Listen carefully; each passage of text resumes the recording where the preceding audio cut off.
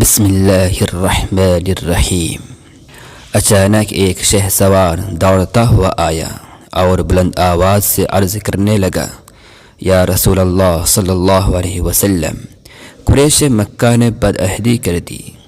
نبی کریم صلی اللہ علیہ وسلم نے فتح مکہ کے لیے تیاری شروع فرما دی۔ دوسری جانب حضرت حاتب بن ابی بلتع رضی اللہ عنہ نے قریش کے نام ایک خط لکھا، جس میں انہوں نے حضور نبی کریم صلی اللہ علیہ وسلم کی مکہ روانگی اور مکہ پر فوج کشی کی تیاریوں کے متعلق خبر کا ذکر کیا۔ حاتب رضی اللہ عنہ نے وہ خط ایک عورت کو دیا اور اس کو کچھ مال دیا کہ وہ خط قریش مکہ تک پہنچا دے۔ چنانچہ اس عورت نے وہ خط اپنے سر کے بالوں میں چھپا کر اوپر سے جوڑا کر لیا اور فوری طور پر مکہ کے لیے روانہ ہوئی۔ حاتب رضی اللہ عنہ کے اس عمل کی خبر وحی آسمانی کے ذریعے پہنچ گئی تو حضور اقدس صلی اللہ علیہ وسلم نے حضرت علی بن ابی طالب رضی اللہ عنہ اور حضرت مقداد رضی اللہ عنہ یا حضرت زبیر رضی اللہ عنہ کو گرفتاری کے لیے بھیجا اور فرمایا، اس عورت کو گرفتار کرو۔ حاتب رضی اللہ عنہ نے اس عورت کے ہاتھ قریش مکہ کو خط لکھا ہے، جس میں اس نے ہماری تیاری وغیرہ کے متعلق ان کو ہوشیار کیا ہے۔ وہ دونوں حضرات دوڑتے ہوئے گئے اور اس عورت کو اسی جگہ پا لیا۔ اس عورت سے کہا، کیا تیرے پاس کوئی خط ہے؟ اس نے گھبراتے ہوئے کہا، نہیں، میرے پاس تو کوئی خط نہیں ہے۔ ان دونوں نے اس عورت کے سامان اور کتابے کی تلاشی لی مگر کچھ نہ ملا۔ جب وہ نا امید ہو کر واپس جانے لگے تو حضرت علی بن ابی طالب کرم اللہ وجہہ نے اس عورت کو پرعزم اور ایمان بھرے قلب سے کہا، خدا کی قسم، رسول اللہ صلی اللہ علیہ وسلم پر آنے والی وحی جھوٹی نہیں ہو سکتی، اور رسول کریم صلی اللہ علیہ وسلم نے بھی ہم سے جھوٹ نہیں بولا۔ بخدا تم وہ خط نکالو ورنہ ہم تمہیں برہنہ کر دیں گے۔ جب اس عورت نے معاملہ کی سنگینی اور ان کے چہرہ پر آثار سنجیدگی دیکھی تو کہنے لگی، ذرا چہرہ پھیرو۔ آپ رضی اللہ عنہ نے اس سے منہ پھیرا تو اس نے اپنے سر کے بالوں سے وہ خط نکالا۔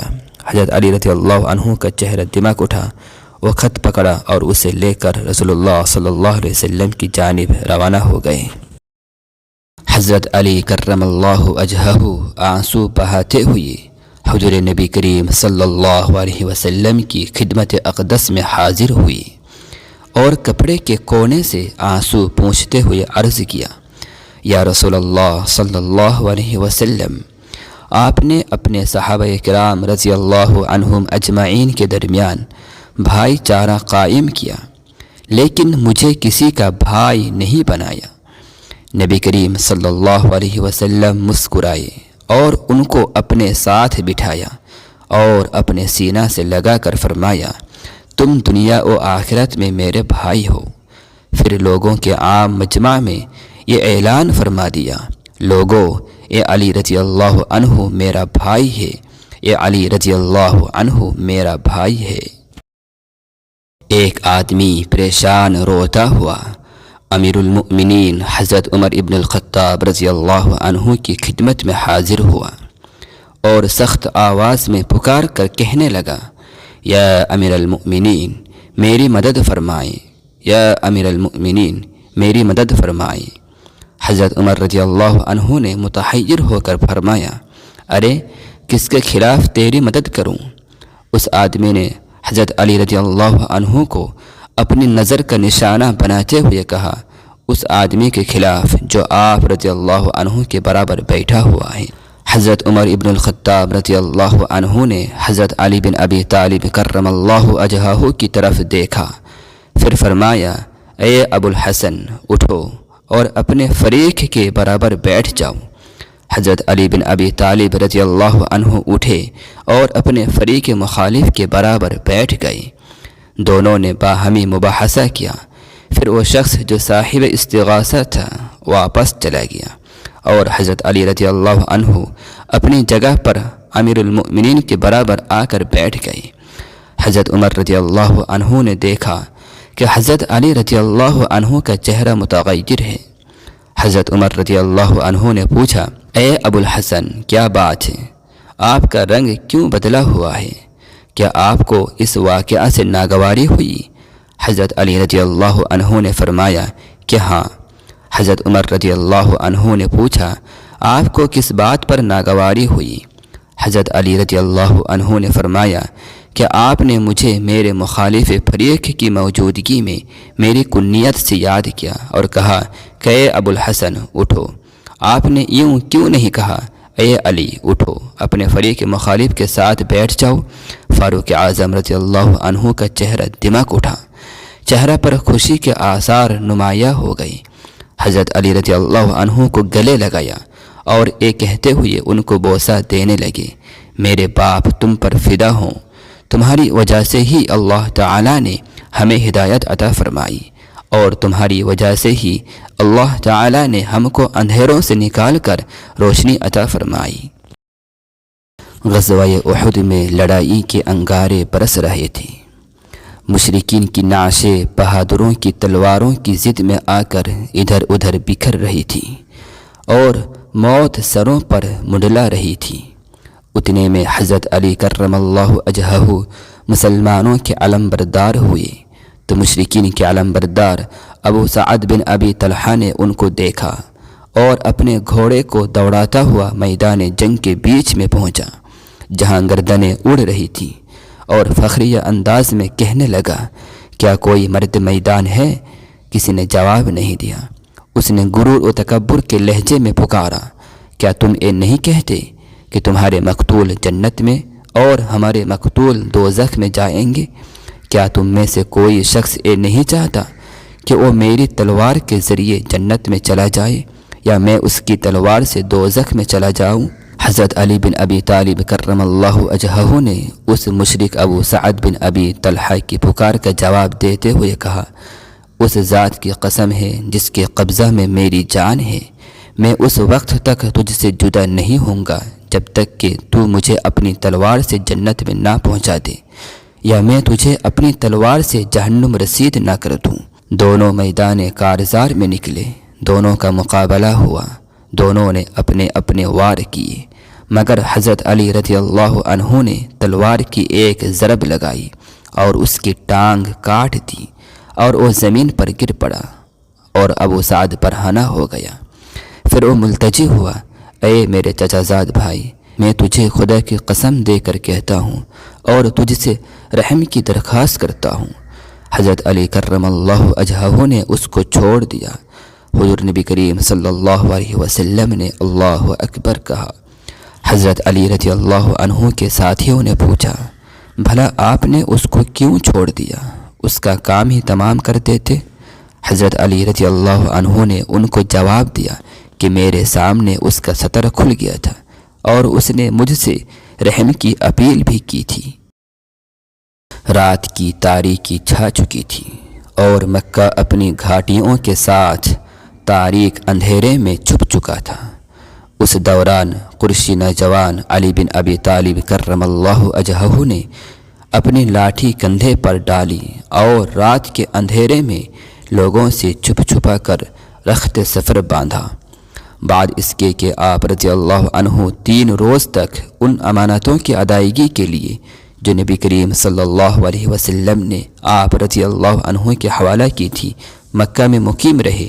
وہ نوجوان بلا تردد اور بلا خوف جرأت مندی کے ساتھ سفر طے کرتا رہا۔ رات کو سفر کرتے اور دن کو کہیں روپوش ہو جاتے، حتیٰ کہ آپ رضی اللہ عنہ مدینہ کے قریب پہنچ گئے۔ حال یہ تھا کہ پاؤں مبارک سوج گئے اور پھٹ گئے تھے۔ جب نبی کریم صلی اللہ علیہ وسلم کو آپ رضی اللہ عنہ کی آمد کا علم ہوا تو فرمایا، علی رضی اللہ عنہ کو میرے پاس بلاؤ۔ عرض کیا کہ وہ تو پیدل نہیں چل سکتے، زیادہ چلنے کی وجہ سے ان کے پاؤں متورم ہیں۔ چنانچہ خود نبی کریم صلی اللہ علیہ وسلم ان کے پاس تشریف لے گئے۔ آپ صلی اللہ علیہ وسلم نے دیکھا کہ حضرت علی رضی اللہ عنہ زمین پر پڑے ہیں۔ آپ صلی اللہ علیہ وسلم جذبہ شفقت و رحمت سے رونے لگے اور شوق سے گلے لگایا۔ پھر حضور صلی اللہ علیہ وسلم نے اپنے دست مبارک میں لعاب دہن ڈال کر حضرت علی رضی اللہ عنہ کے قدموں کو لگا دیا تو وہ اس سے بالکل ٹھیک ہو گئے۔ پھر حضرت علی رضی اللہ عنہ کو تعدم حیات اپنے قدموں میں تکلیف نہیں ہوئی تھی۔ ابن التیاح دوڑتا ہوا بارگاہ خلافت میں حاضر ہوا۔ اس نے دیکھا کہ حضرت علی کرم اللہ وجہہ حضور اکرم صلی اللہ علیہ وسلم کی سیرت طیبہ کے ذکر سے اہل مجلس کو معطر کیے ہوئے ہیں۔ ابن التیاح نے عرض کیا، اے امیر المؤمنین، بیت المال زرد اور سفید مال سے بھر گیا ہے، یعنی سونے اور چاندی سے۔ حضرت علی رضی اللہ عنہ فوراً اٹھے اور ابن التیاح کا سہارا لیتے ہوئے بیت المال پہنچے۔ وہاں پہنچ کر آپ رضی اللہ عنہ نے سونے چاندی کو الٹ پلٹ کرتے ہوئے فرمایا، اے زرد مال، اے سفید مال، میرے علاوہ کسی اور کو دھوکہ دے۔ اس کے بعد آپ رضی اللہ عنہ نے وہ مال مسلمانوں میں تقسیم کرنا شروع کر دیا، حتیٰ کہ بیت المال میں ایک درہم یا ایک دینار بھی باقی نہ رہا۔ پھر آپ رضی اللہ عنہ نے اس جگہ کو صاف کرنے اور پانی چھڑکنے کا حکم دیا اور پھر وہاں 2 رکعتیں نماز ادا کی۔ امیر المؤمنین حضرت علی بن ابی طالب کرم اللہ وجہہ کی مجلس میں ایک ضعیف البدن آدمی آ گھسا۔ آنکھیں اندر کو دھنسی ہوئی تھی اور پیشانی ابھری ہوئی تھی، اور فقر و حاجت اور افلاس و بھوک کے آثار اس پر ظاہر ہو رہے تھے، اور جو کپڑے اس نے پہن رکھے تھے اس میں بے شمار پیوند لگے ہوئے تھے۔ آہستہ آہستہ قریب آیا اور آپ رضی اللہ عنہ کے سامنے آ کر بیٹھ گیا۔ اس کے ہونٹ مارے حیا کے کانپ رہے تھے۔ پھر اس نے اپنے اوپر ضبط کرنے کے بعد بارگاہ خلافت میں اپنی نحیف آواز کے ساتھ عرض کیا، یا امیر المؤمنین، میں ضرورت مند ہوں۔ میں نے اپنی حاجت آپ رضی اللہ عنہ کے سامنے پیش کرنے سے پہلے بارگاہ الہی میں بھی پیش کی ہے۔ اگر آپ رضی اللہ عنہ میری حاجت روائی کریں گے تو میں اللہ تعالیٰ کی تعریف اور آپ رضی اللہ عنہ کا شکریہ ادا کروں گا، اور اگر آپ رضی اللہ عنہ نے میری حاجت پوری نہ کی تو میں اللہ کی تو تعریف کروں گا اور آپ رضی اللہ عنہ کا عذر قبول کروں گا۔ حضرت علی رضی اللہ عنہ نے فرمایا، یہ بات زمین پر لکھو، کیونکہ میں یہ پسند نہیں کرتا کہ میں تیرے چہرے پر سوال کی ذلت دیکھوں۔ اس آدمی نے زمین پر لکھ دیا کہ میں حاجت مند ہوں۔ حضرت علی رضی اللہ عنہ نے فرمایا کہ ایک کپڑے کا جوڑا پیش کیا جائے۔ جوڑا لایا گیا۔ آپ رضی اللہ عنہ نے وہ جوڑا اس آدمی کو پہنا دیا۔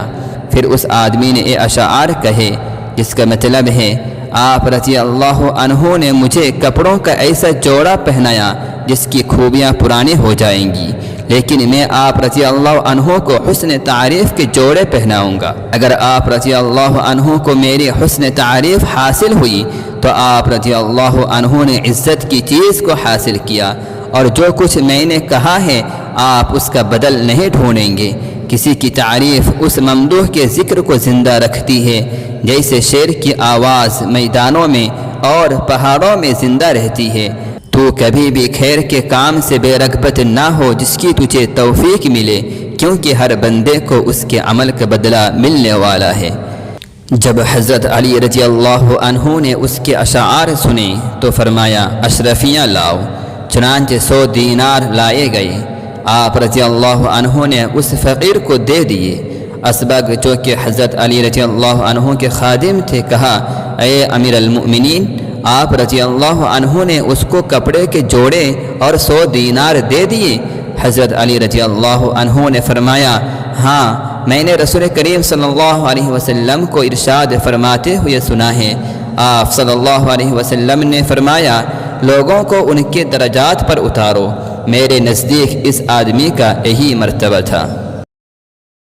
جب حضور اکرم صلی اللہ علیہ وسلم نے حضرت علی رضی اللہ عنہ کو اپنے گھر میں رہنے کا حکم دیا اور خود ہجرت پر تشریف لے گئے تو منافقین نے یہ کہنا شروع کر دیا کہ حضور صلی اللہ علیہ وسلم حضرت علی رضی اللہ عنہ کو معمولی حیثیت کا خیال کر کے اور اپنے اوپر بوجھ سمجھتے ہوئے چھوڑ گئے ہیں۔ منافقین کی یہ باتیں حضرت علی رضی اللہ عنہ تک پہنچی تو آپ رضی اللہ عنہ نے اپنا اسلحہ اٹھایا اور نکلے، یہاں تک کہ نبی کریم صلی اللہ علیہ وسلم کے پاس پہنچے۔ حضور صلی اللہ علیہ وسلم اس وقت مدینہ کے قریب مقام جرف میں ٹھہرے ہوئے تھے۔ حضرت علی رضی اللہ عنہ کی آنکھوں میں آنسو بھر آئے اور عرض کیا، اے اللہ کے نبی صلی اللہ علیہ وسلم، منافقین یہ کہہ رہے ہیں کہ آپ صلی اللہ علیہ وسلم مجھے اس لیے چھوڑ آئے ہیں کہ آپ مجھے اپنے لیے بوجھ سمجھتے تھے اور مجھے کم حیثیت خیال کرتے تھے۔ نبی کریم صلی اللہ علیہ وسلم نے سختی سے فرمایا کہ وہ جھوٹ بولتے ہیں، میں نے تو محض ان امانتوں کی وجہ سے تجھے پیچھے چھوڑا تھا، اب تم واپس جاؤ اور میرے اہل و عیال اور اپنے اہل و عیال کی خبر گیری کرو۔ اس کے بعد حضرت صلی اللہ علیہ وسلم نے حضرت علی رضی اللہ عنہ سے فرمایا، کیا تم اس بات پر راضی نہیں ہو کہ تم میرے لیے ایسے بنو جیسے ہارون علیہ السلام موسیٰ علیہ السلام کے لیے تھے، مگر یہ کہ میرے بعد کوئی نبی نہیں ہوگا۔ یہ سن کر حضرت علی رضی اللہ عنہ کا رنج و غم دور ہوا اور ہونٹوں پر مسکراہٹ کی لہر دوڑ گئی۔ پھر آپ رضی اللہ عنہ مکہ واپس آ گئے۔